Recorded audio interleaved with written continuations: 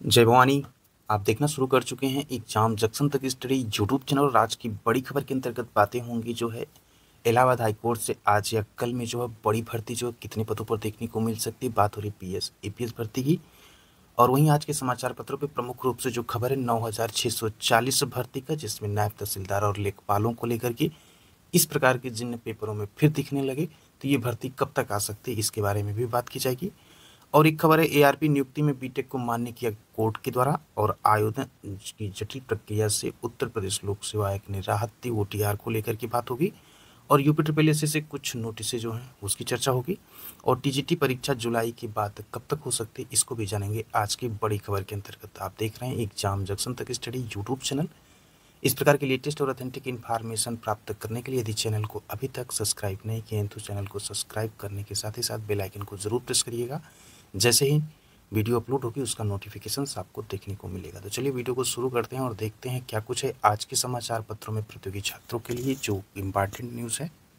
पहली खबर शुरू करते हैं टीजीटी पीजीटी परीक्षा को लेकर के 21 और 22 जुलाई को होने वाली टीजीटी परीक्षा स्थगित कर दी गई। उत्तर प्रदेश शिक्षा सेवा चयन आयोग ने 21 और 22 जुलाई को होने वाले प्रशिक्षित स्नातक यानी कि टीजीटी की परीक्षा को अपरिहार्य कारणों के चलते स्थगित कर दिया है। अभी नई तिथि की घोषणा नहीं की गई। उत्तर प्रदेश शिक्षा चयन आयोग ने टीजीटी भर्ती को 14 और 15 मई को होने वाली परीक्षा को 21 और 22 जुलाई को कराने का निर्णय लिया गया था, परंतु आज आयोग के परीक्षा नियंत्रक देवेंद्र प्रताप सिंह की ओर से जारी विज्ञप्ति में उक्त परीक्षा को अपरिहार्य कारणों के चलते एक बार फिर से स्थगित कर दिया गया है। उन्होंने ये भी बताया है कि आयोग के द्वारा प्रस्तावित टीजीटी की लिखित परीक्षा की नवीन तिथि निर्धारित किए जाने के बाद पुनः परीक्षा केंद्र उपलब्ध कराए जाने के संबंध में पत्राचार्य किया जाएगा। तो अब यहाँ पे समझ रहे हैं कि पत्राचार्य अभी किया जाएगा पुनः जो परीक्षा केंद्र उपलब्ध कराने को लेकर के, और साथ ही साथ पीजीटी के लिए कोई मेंशन नहीं किया गया, यानी कि पीजीटी की परीक्षा अपने तय समय पे होती हुई दिख रही है अकॉर्डिंग टू नए शिक्षा सेवा चयन आयोग के अनुसार। लेकिन टीजीटी परीक्षा को लेकर के परीक्षा केंद्रों का निर्धारण जब तक नहीं हो तब तक इस परीक्षा के संदर्भ में नोटिस नहीं जारी हो रही है। इस प्रकार के निर्णय से जो है सरकारें कहाँ तक प्रतियोगी छात्रों के हित में है ये आप खुद ही सोच सकते हैं। 2022 का फार्म पड़ा हुआ और अभी तक सेंटर निर्धारित नहीं, परीक्षा नहीं, कितना लेट लतीफ़ी कर रहे हैं।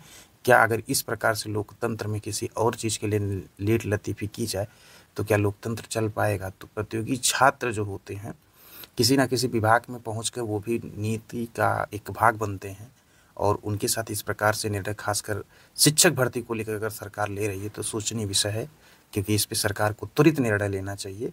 और अभी तक जो है अब इसमें स्पष्ट ये हो गया है कि ये परीक्षा जो होगी टीजीटी की अगस्त में ही परीक्षा हो पाएगी, वो भी बहुत ही जल्दबाजी यदि आयोग दिखाएगा तो। क्यों ऐसा? क्योंकि समीक्षा अधिकारी की परीक्षा उत्तर प्रदेश लोक सेवा आयोग से 10 लाख पदों के तो सेंटर अवेलेबल नहीं होंगे, जो कि जुलाई में ही प्रस्तावित है, तो उसके बाद ही सेंटर मिल पाएंगे और परीक्षा तभी करा पाएगा नया शिक्षा सेवा चयन आयोग। बढ़ते हैं अगली खबर की तरफ।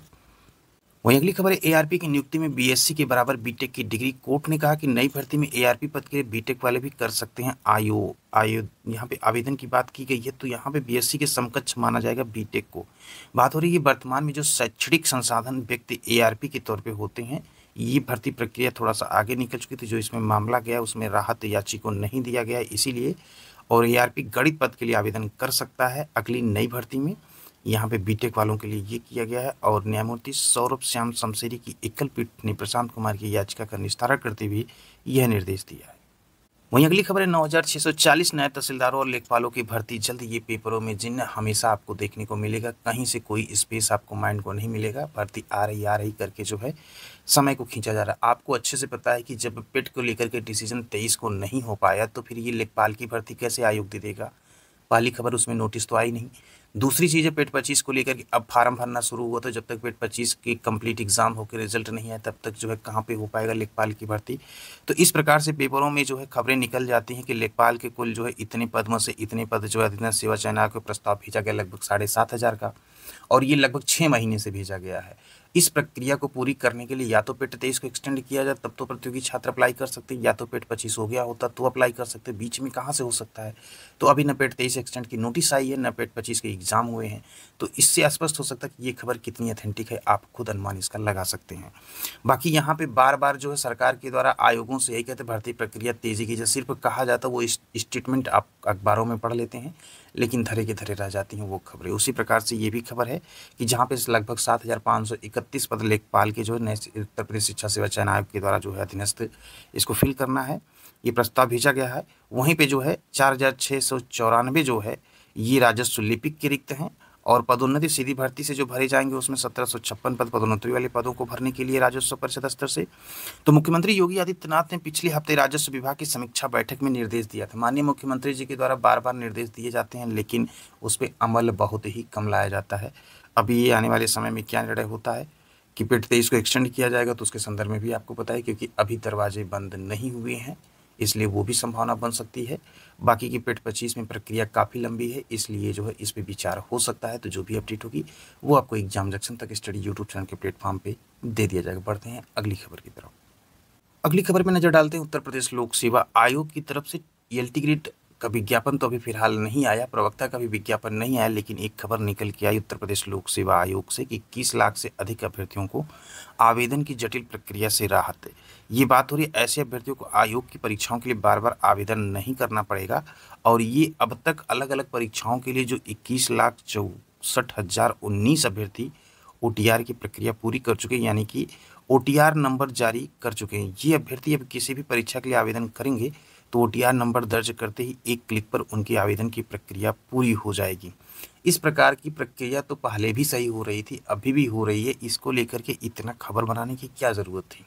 ये अंडरस्टूड है कि OTR की प्रक्रिया से सबका डाटा अपडेट हो जाता है। उन्हें या तो फोटो अपडेट करनी होती है, या तो एड्रेस अपडेट करना, या मोबाइल नंबर अपडेट करना, वो अपना कर लेते हैं। तो इसको लेकर के खबर देनी होती तो खबर एलटी ग्रेड जीआईसी प्रवक्ता की होती। लेकिन आपको बता दें कि निश्चिंत रहें, आयोग इस पे काम कर रहा है और आने वाले जुलाई माह में जो है जीआईसी प्रवक्ता का विज्ञापन देखने को मिल सकता है।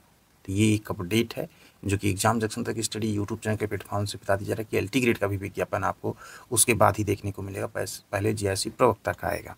जो भी अपडेट होगी उसके भी बीच में फिर एक वीडियो आपको उस पर भी मिल जाएगी जैसे ही कुछ और अपडेट होती है खबरें। तो बढ़ते हैं अगली खबर की तरफ। अगली खबर के अंतर्गत जो है इलाहाबाद हाई कोर्ट से पीएस और एपीएस को लेकर के जो विज्ञापन है वो देखने को मिल सकता है। 2 दिन में लगभग जो विज्ञापन आ जाएगा। कुल मिला के सैटरडे तक विज्ञापन जो है देखने को मिल सकता है। विज्ञापन में पदों की संख्या अच्छी खासी देखने को मिली। अच्छी खासी का मतलब जो है पद जो होंगे वो लगभग जो है 220 उस पद जो है देखने को मिलेंगे। पीएस और एपीएस का विज्ञापन जो कि इलाहाबाद हाई कोर्ट से जो है वो जारी हो जाएगा। तो ये बड़ी अपडेट है जो कि एग्जाम जंक्शन तक स्टडी यूट्यूब चैनल के प्लेटफॉर्म पे आपको दी जा रही है। तो जो लोग भी इस फॉर्म को अप्लाई करते हैं वो इस चैनल को अगर अभी तक सब्सक्राइब नहीं तो सब्सक्राइब करें, ताकि आपको लेटेस्ट अपडेट जो है मिलती रहे।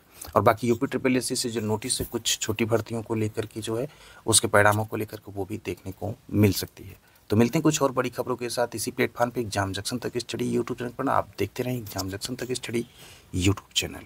खबरें छोटी होंगी या बड़ी होंगी, प्रतियोगी छात्र के हित की होंगी, तो आपको जरूर देखने को मिलेंगी ऑथेंटिक इन्फॉर्मेशन के साथ।